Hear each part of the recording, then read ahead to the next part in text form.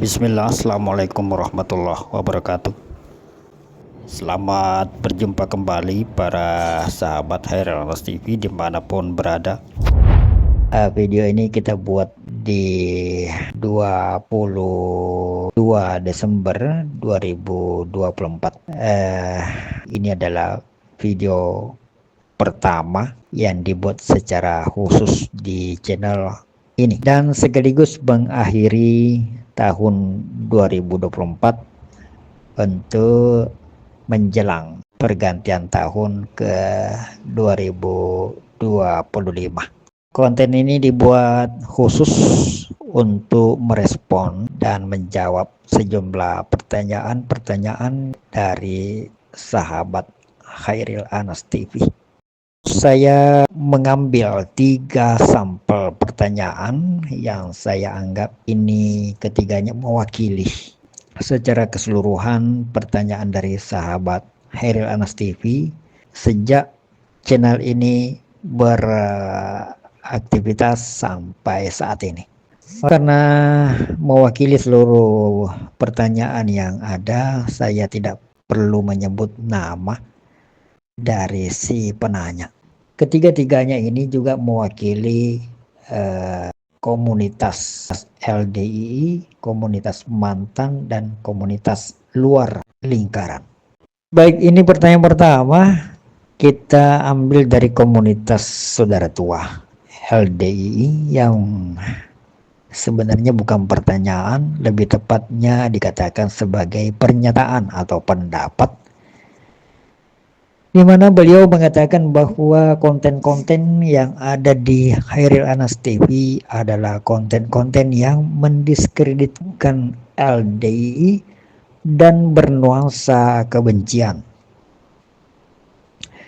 Baik, kita respon dan kita tanggapi bahwa saya selaku admin dari channel Khairil Anas TV tidak ada masalah dengan LDII baik secara organisasi maupun secara person to person dari warga LDII. Oleh karena itu tidak ada alasan bagi saya untuk membenci mereka karena mereka tidak pernah tersangkut masalah dengan saya juga tidak pernah tersangkut masalah dengan mereka. Oleh karena itu pernyataan yang mengatakan bahwa konten-konten Khairil Anas TV mendiskreditkan atau berisi ujaran kebencian itu tidak tepat. Sebab yang kita lakukan justru adalah bentuk kasih sayang antara saudara muslim. Mereka adalah saudara muslim saya dan saya juga merasa sebagai seorang muslim yang memiliki kewajiban untuk menyelamatkan saudara-saudara saya yang saya tahu mereka sedang berada di jalan yang keliru, menyimpang, dan itu dibuktikan oleh berbagai fakta, bukti, dan kenyataan yang ada. Saya yang pernah berada di sana mengetahui betul di mana letak-letak penyimpangannya, di mana kesalahannya, dan mengapa mereka dinyatakan salah jalan. Dan karena saya mengetahuinya, maka saya merasa berkewajiban untuk menunjukkan rasa kasih sayang sesama muslim itu. Mengajak mereka agar meninggalkan jalan yang keliru, kembali ke jalan yang benar. Itu yang kita lakukan. Oleh karena itu kalau dikatakan membenci, sama sekali bukan kebencian, tetapi itu adalah bentuk rasa kasih sayang antara sesama muslim. Dan tentu pernyataan ini mewakili seluruh saudara-saudara kita yang ada di LDII, sebab pada umumnya mereka memang berpandangan, dan memang pandangan ini, pendapat ini disengaja disetting secara berjamaah di dalam sana, bahwa mantan-mantan atau orang-orang yang keluar dari LDII itu adalah orang-orang yang sakit hati, orang-orang yang benci, orang-orang yang tidak senang. Sehingga apapun yang kita lakukan Apapun yang kita ucapkan terkait dengan LDI dianggapnya sebagai kebencian. Dalam hal ini kita luruskan pendapat itu bahwa sama sekali kita tinggalkan LDI bukan karena benci, bukan karena sakit hati, akan tetapi karena kita tahu ada kekeliruan, ada kesalahan yang sengaja dijaga dan dipertahankan untuk menyesatkan sesama muslim dengan tujuan meraup harta duniawi dengan menggadaikan akidah, menjual agama. Ini adalah kekeliruan yang sangat fatal yang kalau diteruskan akan menjerumuskan kita pada kebinasaan yang abadi. Oleh karena itu kami-kami yang meninggalkan jalan kekeliruan itu tentu harus berusaha menyelamatkan sebanyak-banyaknya saudara kita agar tidak terjerumus dalam kebinasaan itu. Itu saudaraku jawaban dari pernyataan yang mewakili dari saudara kita di LDI. Pertanyaan kedua, ini bukan orang LDI, bukan mantan, bukan juga warga LDI, tapi beliau dari Nahdien. Tetapi selama ini mengikuti perkembangan dinamika yang terjadi di dalam LDI dan kemudian memutuskan diri untuk ikut bersimpati melakukan upaya penyelamatan. Isi pertanyaannya, beliau mengatakan sudah banyak mengenal mantan pengikut LDI, tetapi kenapa tidak semuanya mantan LDI itu melakukan gerakan-gerakan yang bertujuan menyelamatkan saudara-saudaranya?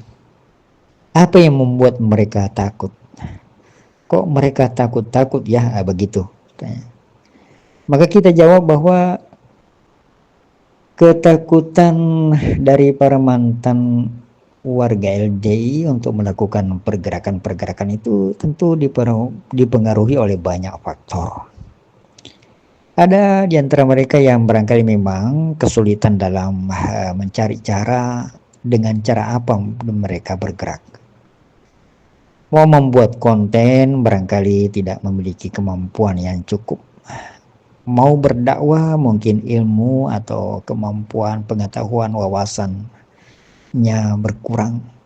Maka mereka lebih memilih untuk menyelamatkan dirinya, fokus untuk memperbanyak ilmu karena merasa diri tidak memiliki bekal atau kemampuan menyampaikan ilmu karena keterbatasan pengetahuan. Mereka memilih untuk fokus memperbaiki diri dan menyelamatkan diri dan keluarganya. Itu bukan karena takut, tetapi menyadari diri tidak memiliki kemampuan. Yang kedua, ada memang yang bukan takut, tetapi menjaga diri karena keluarganya masih banyak di dalam. Sehingga membatasi diri untuk tidak terlalu banyak melakukan gerakan-gerakan yang barangkali saja bisa merugikan dirinya dan merugikan keluarganya yang masih terjebak di dalam sana.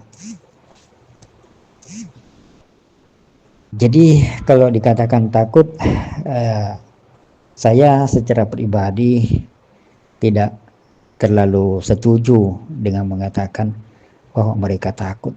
Pasti saja dalam hatinya mereka itu bergejolak, keinginan besar untuk mendakwahi, mengajak saudara-saudaranya yang masih terjebak di dalam.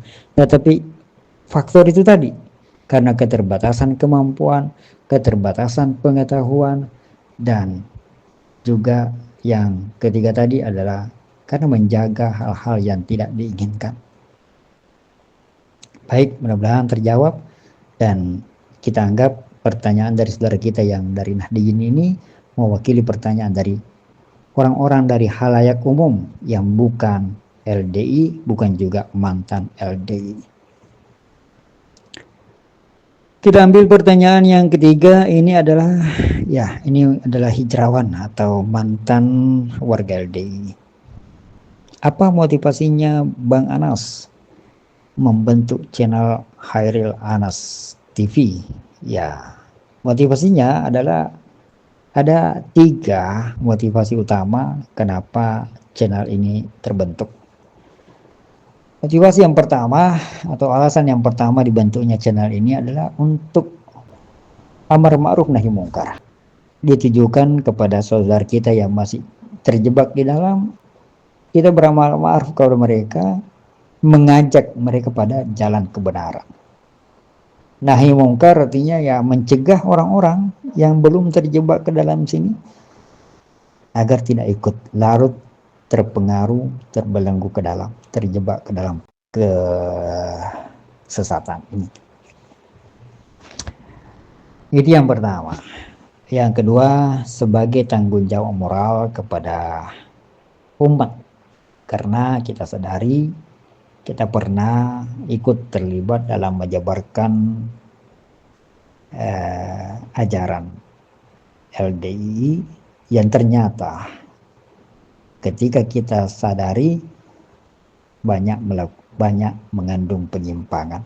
Ketika kita ada di sana ikut larut dalam menyebarkan ajaran-ajarannya, pada saat itu kita tidak sadar, kita tidak tahu bahwa kita sedang berada di dalam kekeliruan. Maka ketika kita sedang menyadari semuanya, maka kita punya kewajiban untuk menjalankan tanggung jawab moral kepada orang yang pernah kita sesatkan, kita selamatkan kembali. Yang ketiga, ini adalah bentuk tanggung jawab moral kepada Allah agar nanti di hari kemudian kita punya hujjah di hadapan Allah bahwa kami sudah melakukan apa yang mampu kami lakukan. Itu motivasi dibentuknya channel Hairil Anas TV. Banyak kemudian yang bertanya, terutama dari saudara-saudara kita yang masih terjebak di dalam LDI, yang mengatakan bahwa kenapa kalau memang merasa benar, kenapa tidak didatangi saja secara langsung orangnya, dinasihati. Tentu kita memilih jalan yang efektif dan efisien, saudaraku. Ya, sebenarnya pernyataan seperti ini adalah pernyataan yang menggambarkan penolakan. Kenapa tidak didatangi saja secara langsung orangnya? Kenapa harus membuat channel yang membuat resah banyak orang? Justru karena channel ini bisa menjangkau lebih banyak orang, maka media inilah yang dimanfaatkan. Yang pertama. Yang kedua, karena memang kesulitan kita menjangkau satu persatu. Bukan saja karena jaraknya yang jauh, tetapi memang karena ada upaya dari dalam untuk memagari, memblokir orang-orang agar tidak memiliki akses untuk menyentuh orang-orang yang masih ada di dalam. Maka kita memanfaatkan media yang ada tanpa harus kemana-mana, tetapi bisa menjangkau kemana-mana. Dengan harapan, ya mudah-mudahan bisa menyentuh perasaan, membangkitkan kesadaran, menggugah kewarasan. Dan alhamdulillah cukup efektif apa yang kita lakukan. Banyak saudara-saudara kita yang berhasil terselamatkan dan mereka mengakui sadar setelah menyimak apa yang kita sampaikan melalui media ini. Mudah-mudahan jawaban kami ini bisa mencerahkan sahabat Hairil Anas semua. Pesan kami, teruslah menyimak celotehan-celotehan yang ada di channel ini. Jangan takut dan jangan khawatir, tidak ada kerugian yang ditimbulkan dengan menyimak konten-konten celotehan-celotehan yang ada di channel ini. Bukan kerugian yang didapatkan, tetapi semoga keuntungan, keselamatan dunia dan akhirat. Jazakumullahu khair sahabatku semua. Wa barakallahu fikum. Assalamualaikum warahmatullahi wabarakatuh.